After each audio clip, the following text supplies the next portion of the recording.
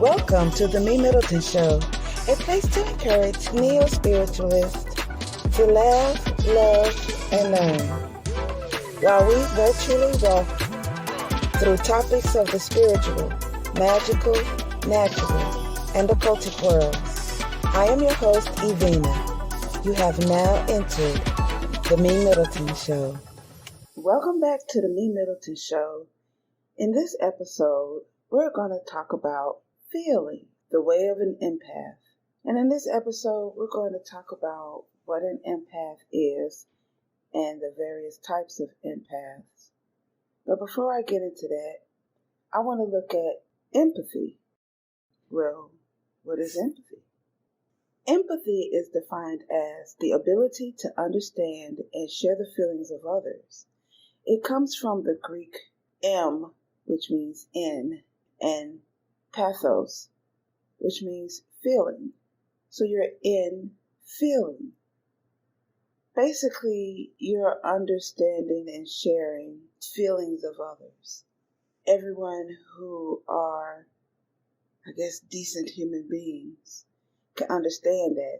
And what I mean by that, there is something that's the opposite of empathy, which is, I got two words, apathy, which means one who lacks empathy, and you have another word, psychopathy, which is a personality disorder characterized by a lack of empathy and remorse, shallow affect, glibness, manipulation, and callousness.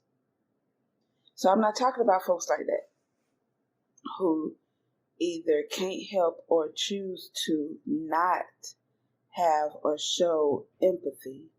I'm talking to us regular people, decent human beings who have the ability to show empathy. Now, there are three types of empathy. You have cognitive, you have emotional, and you have compassionate empathies. So just really quick, I want to talk about these three so the outside folks who don't understand being an empath can know the difference between being an empath and having empathy. Because some folks like to confuse the two and say that's all the same. No, it's not, I promise. And I would be able to show you and illustrate the differences. So the three types of empathy, we're going to start with cognitive empathy, which means knowing how the other person feels and what they might be thinking. In other words, perspective taking. Or basically being in someone else's shoes, because you know what the experience looks like having a death in the family, or graduating from high school or college, or even falling in love or going through a breakup. Many people have went through those different phases of life and understand the feeling that comes with those phases in life.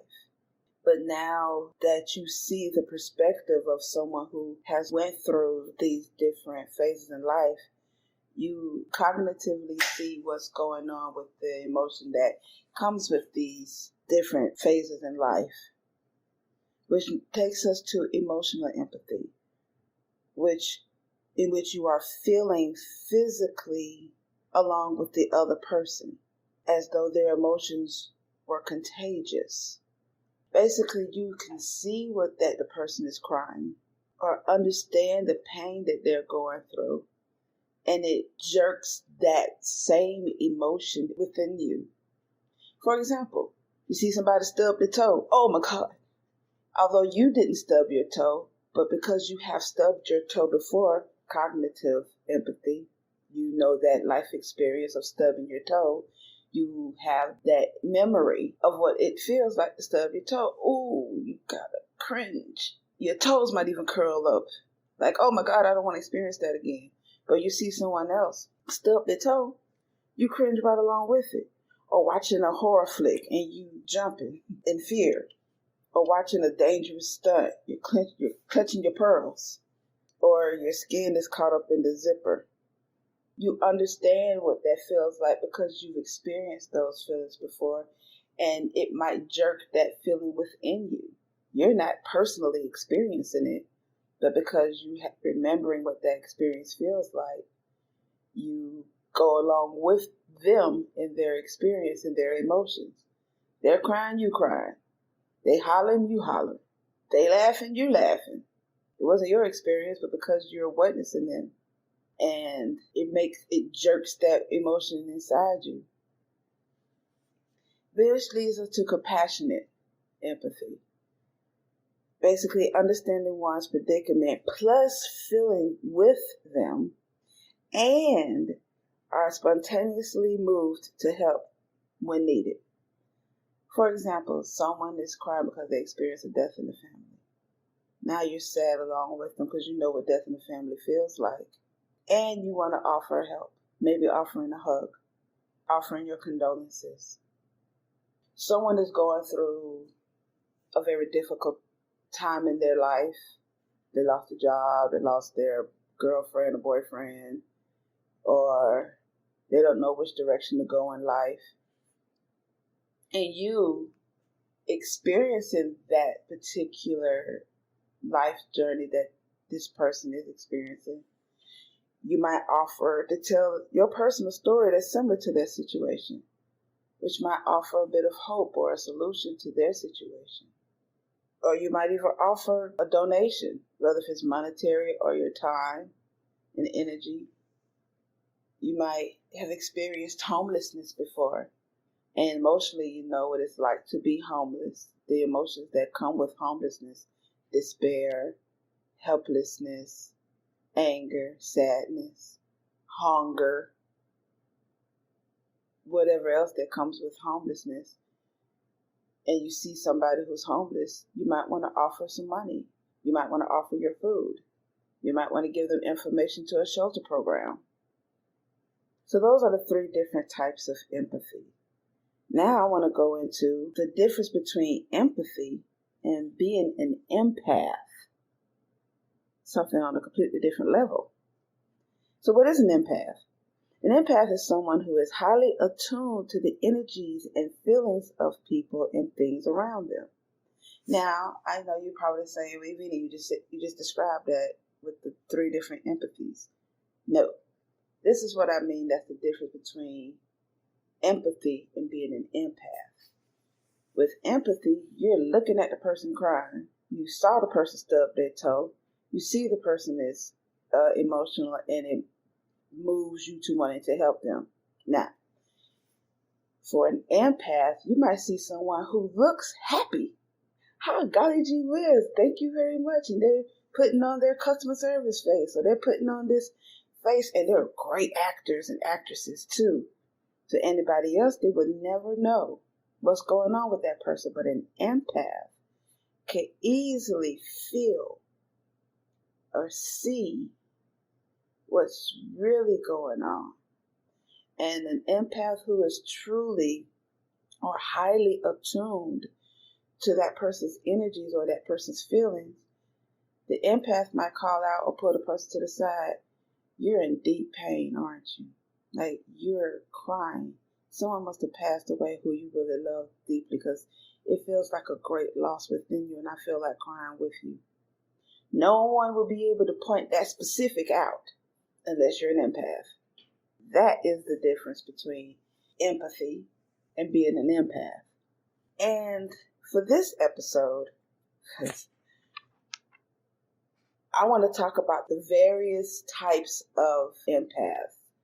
And in my research, I have found at least 11 different types of empaths.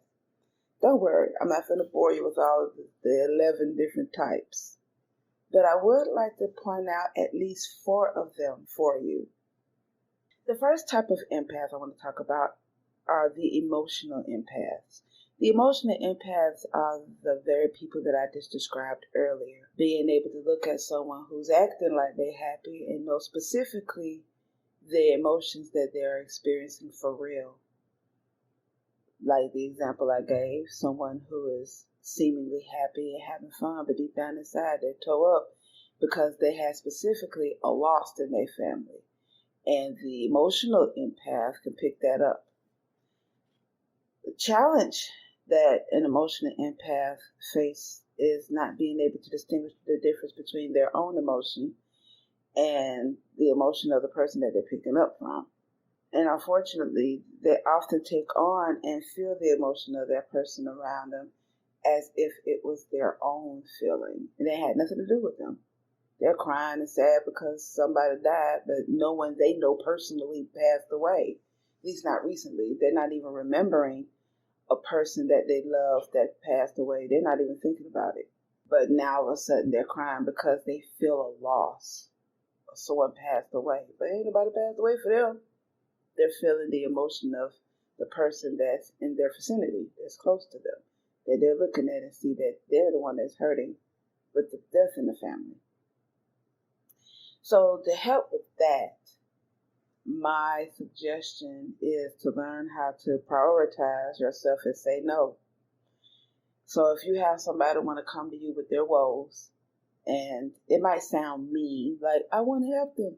We are helpful people. Our purpose in life is to help humanity by one person at a time, one soul at a time. But I can't help you if I'm messed up, period. If I'm messed up, how am I going to be able to help you? Like the whole airplane thing, whether the stewardess or the airplane attendant giving instructions before takeoff, telling you that in case of an emergency, when the masks fall out of the little compartment above your head, that to put your mask on first before you put the mask on of your baby or your elder that can't do it for themselves. That's sitting next to you. You can't help your baby if you're messed up. So you have to learn to say no. You have to be able to take care of yourself. Because sometimes it could come off as energy vampirism. It's leeching off of your emotion. And they just want, misery-loving company. So they're just miserable. And they don't know how to let go of the grief or grieve healthily and heal from it. They want to suffer in their sadness or suffer in their situation. And because we're empaths and we just want to help and we want to be there for them. And then want to clock. Well, you just don't understand. They need help. Remember when you're in pain? You want somebody? Yeah, I want somebody to help me in my pain too. But I have a problem if I just keep going on with the pain and not really seeking help or not really trying to heal. And you don't want to be dragged down by that person who's doing that to you. And it will drain you and be taxing on you, not just emotionally and mentally, but spiritually as well, and cause physical stress on your body. Tear yourself up for what? To help somebody else. There's nothing noble or great or honorable about that. Help them sometimes, but don't keep giving of yourself to people who are constantly draining you. Because being an empath, we experience their emotions at such a greater extent that we don't want to be taxed like that. So basically learn to say no. Another type of empath I want to talk about are physical empaths. Another term for physical empaths are medical empaths. Like, what? Medical empaths? Irina, what's that? Basically, a physical empath are those who are highly in tune with what's going on with a person's physical health or their physical body.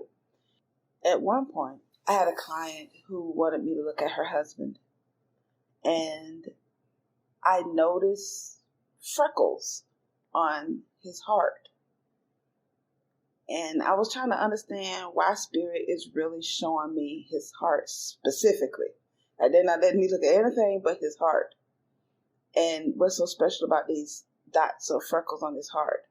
Then I thought about it. I remember a friend of mine I went to high school with who told me about her having heart murmurs.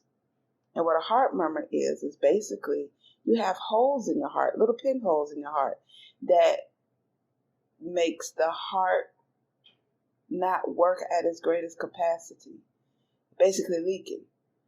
And I don't know if you're having a heart attack but it could be quite severe if you put too much stress on your heart. It could be quite severe to your survival.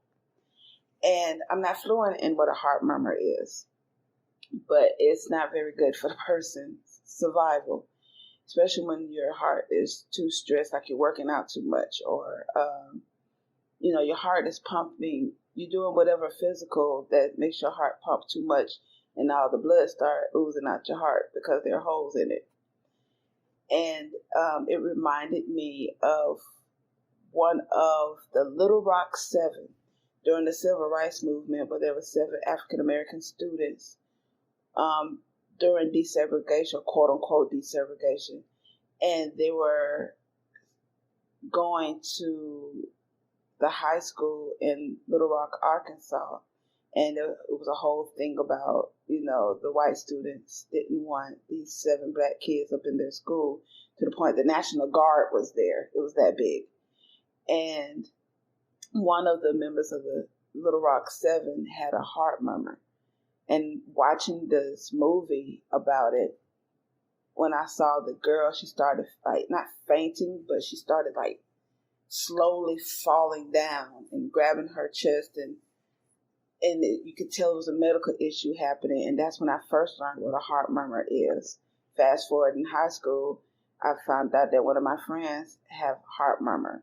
So fast forward to this reading, looking at those holes or these freckles I thought was freckles at the heart. That's when it finally clicked in my head. Oh, is that a heart murmur? So then I asked the lady, does your husband have a heart murmur? And she was like, ding, ding, ding, you're right. Basically, she was taking me through a little training sessions for my empathic abilities when I was first giving readings for free.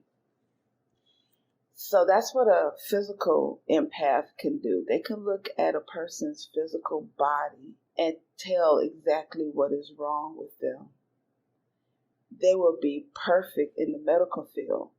There are plenty of doctors who can look at a person's body, and if they study, go to medical school and study, they can marry their empathic abilities with their knowledge of medical science and be able to help patients a whole lot better than a regular doctor who can only go based off of the information they have, or the resources, the information they have in their brain or their books at the time, at the moment, to try to diagnose a patient of what they think might be going on, when a medical or a physical empath can look at it and see exactly what is going on.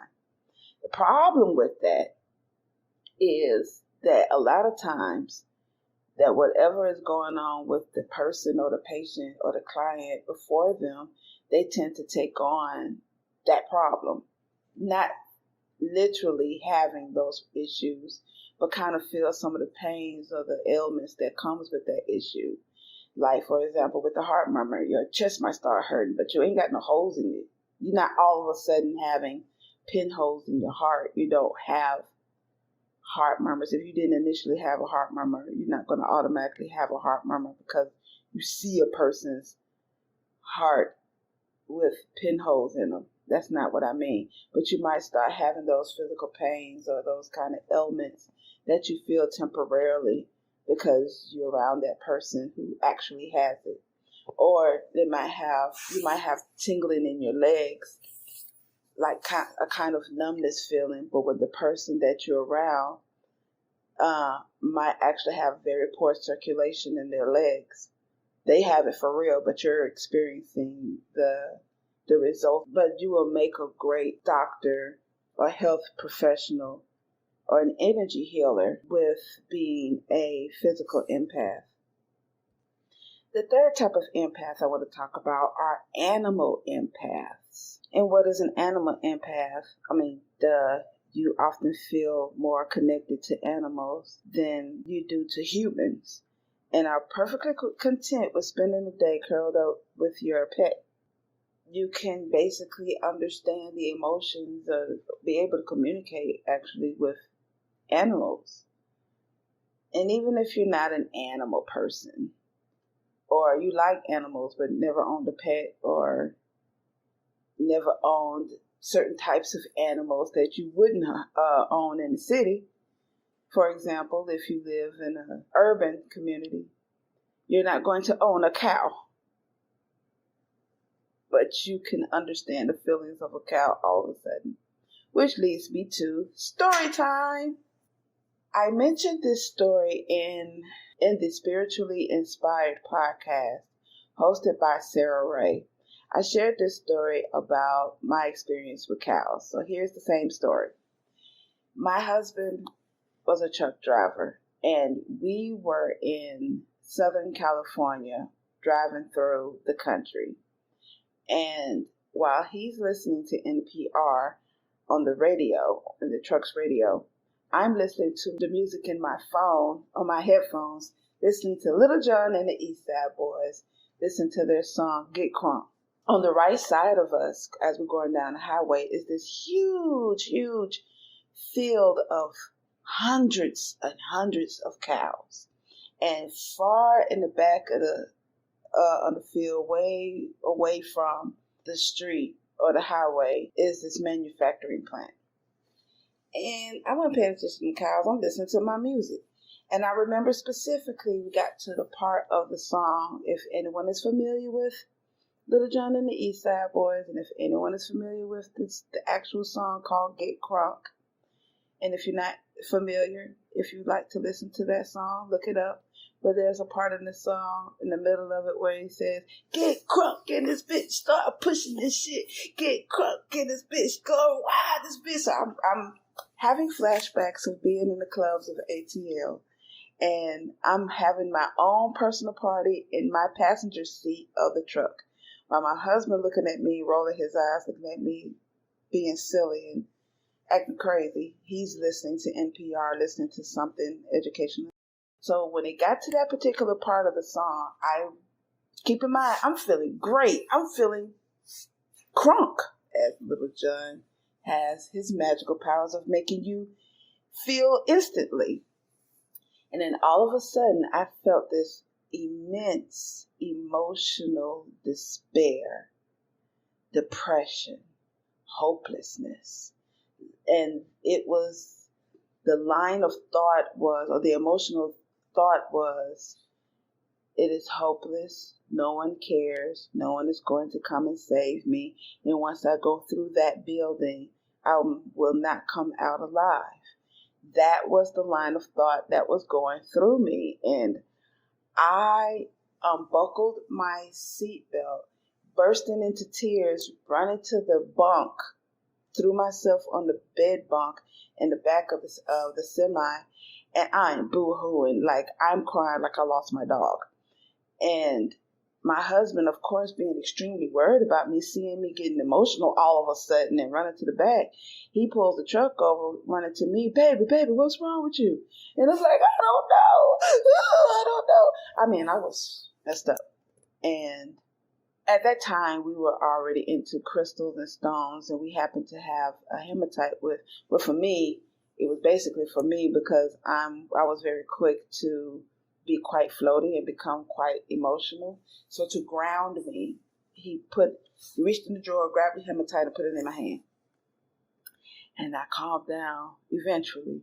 He's trying to figure out, baby, what was wrong with you? Why did you act like that? And I still couldn't understand it. So I encouraged my husband, basically forced him to get back in the driver's seat and get to driving because he had an appointment to get his load to his destination. So he pulls off and I'm still laying in the bed trying to figure out my life, like, why did I respond like that? Where did that come from? Why did I all of a sudden feel like that? I was just fine. I was feeling great. I was getting crunk and this bitch and starting pushing the shit, pushing the hell, because there was nobody to push. But I was feeling great. And then after a while of thinking, I realized it was those cows. That was the only explanation. What building that I'm not going to make it out of alive? And why would no one care about me? I got up, sat back in the seat, and I looked to my right and I looked at the field. And yes, it was all of the emotions of all of those hundreds of cows. However many of those that felt like that overwhelmed me. I did not know how to deal with that. I didn't even know at that time that was called being an empath, let alone an animal empath. But for those who share that similar scenario, are able to communicate with the animals by understanding their feelings, if you have this ability, I suggest considering becoming an animal healer, become a veterinarian. You'll be able to communicate with the animals using telepathy.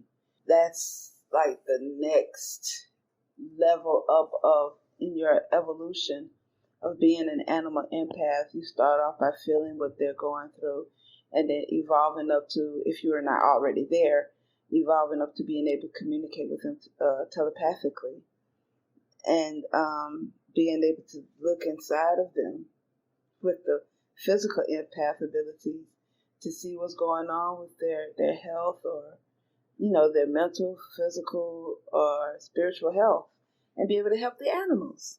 That would be great. The last type of empath I want to touch on for this episode are called psychic empaths. To me, I think it might be a bit misnomered. Psychic empath. It's kind of strange sounding to me. But based on what I've read, the psychic empaths are those of us who are able to communicate with spirits, those who have transitioned, or those entities that are in the spirit world. Which, if you understand what I'm saying, you see why psychic empath, it's kind of misnomer. I would call that ancestral empath maybe, or I don't know. Because me, psychic empath, you be able to see the future. But I don't see how that psychic empath goes along with being able to communicate with the spirits or beings of the spirit world, like deities or whatever. Basically, you'll be able to speak with the spirits or sense the presence of a spiritual entity, and you're able to communicate with them. For example, let's say you have a client, you're speaking with them, and then all of a sudden their ancestor came up, someone who just recently passed away, or maybe an ancient one that came back, that's coming forth, that lived maybe a few hundred years ago, or several hundred years ago, and they have a message that they want to give to their descendant. And they've been trying to communicate with them, but the descendant ain't picking up the messages. So now they notice that their descendant is talking to a special person, you or I, and they're now able to deliver their message by asking you or me to deliver that message to their descendant. This is what I've been trying to tell them for the last several months or years or whatever. And we're able to translate, even if they don't speak your language. I know I've experienced ancestors of mine who are Native Americans, or who are Nigerians, or ancient Africans, because Nigeria ain't always been Nigeria. For my specific case, it was Yoruba land, or Ile-Ife. They spoke in their tongue. I don't know what they're saying as far as physically hearing their words, but being able to telepathically pick up the energies that they're trying to relay, trying to translate or communicate with me. They might speak in their tongue, but yet I still am able to understand what they're getting at or what they're trying to communicate. And that is what they're calling a psychic empath. And that's very useful if you have this ability, that's very useful, being able to finding out that person's ancestry, finding out whatever messages that your client needs to have in order to move forward in their personal life, especially when it comes to finding out what that person's gift or family lineage is, to be able to help that person or that client in their personal journey. In conclusion, emotions. That is a gift, because again, you have those others practicing apathy or psychopathy who lacks empathy or has a disorder characterized by a lack of empathy or remorse. Some of those people either choose or can't help but to not be able to experience empathy or understand the feelings of other people. And I believe that understanding the feelings of other people, either utilizing empathy or being an empath, I think is a gift. To be able to connect with another human being in such in a spiritual way of emotions. For those of us who share these gifts as an empathic person or having empathy for other people. I think those of us who share that have the ability to help heal the world. Whether if you're a special empath or if you care on any level about your fellow human, I say with compassion to go out and help us heal the world one person at a time. And maybe those who have chosen to lack empathy can see exactly what that looks like and embrace that and be able to feel. So, how do you feel about that? I believe that every living being possesses a special spiritual gift. Want to discover, develop, and maintain your spiritual gifts? Send an email to MeMyddleton@gmail.com and you'll receive a link on how to register for the Discover Your Spiritual Gifts workshop, where I will show you your individual special gift that was tailored just for you and how to develop and maintain that gift. Wasn't that fun? Did you learn anything? Did this episode stir up any questions, suggestions, or concerns? Send them over to helpbyev.com or email me at MeMyddleton@gmail.com and I will respond as soon as possible and will be greatly appreciated. Did you know that we have bonus content? To get a hold of these next level episodes, become a patron. $5 or more will get you a shout out on the next episode. $10 a month or more will get you a shout out on the next episode and access to patron-only bonus content. $20 a month or more will get you a shout out, access to patron-only bonus content, and you can determine a topic for the next show. $50 a month or more will get you everything I just mentioned, plus a 60-second sponsorship of your product or service read by me. So go get the bonus content by clicking on the link in the description. Get it now, right now. Be sure to follow and subscribe to the MeMyddleton Show on your favorite podcasting apps and on YouTube. Remember to click the notification bell to be notified of all uploaded episodes. And subscribe on YouTube. And remember, proper prior planning perfectly promotes persistent productivity and proud prestige performances. Now, go out there, be creative, and perform. Until next time.